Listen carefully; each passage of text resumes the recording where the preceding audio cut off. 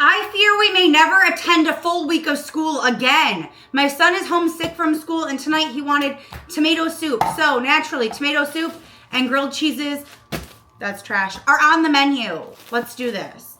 We are going to start by buttering the bread for our grilled cheeses. We're gonna do it a little different than normal because normally I use mayo, but I have this stuff. And this stuff is superior to just mayo. In taste, at least. So we're going with it. I'm going to start by making 4 grilled cheeses. If we need more, we can always make more. They're fast. Now that my bread is all buttered and placed butter to butter, we can move on to the next step where I'm going to make myself a fancy grilled cheese. Is my family getting fancy grilled cheese? No, they're picky asses.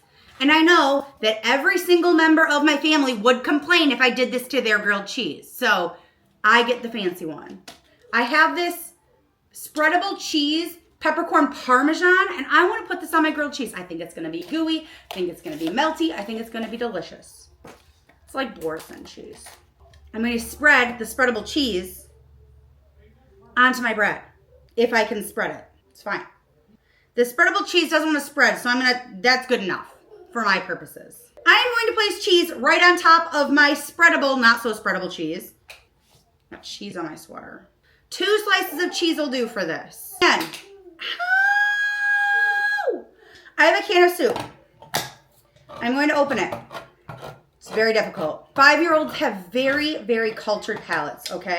Canned tomato soup is it. Beautiful. A pot, saucepan, whatever you want to call it. You can jazz up your tomato soup. Personally, I like to add a little tortellini in here. Delicious. We're not doing that. We're going for simple. We're going for what the sick child wants. He's not so sick anymore. He's probably going back to school tomorrow. He's fine. Despite the fact that I'm using spreadable cheese on my grilled cheese, I am going to use lactose-free milk for this because I'm a lactose intolerant bitch. It's fine. Get your nonstick skillet nice and hot. Turn on your soup. This is a serious tutorial, people.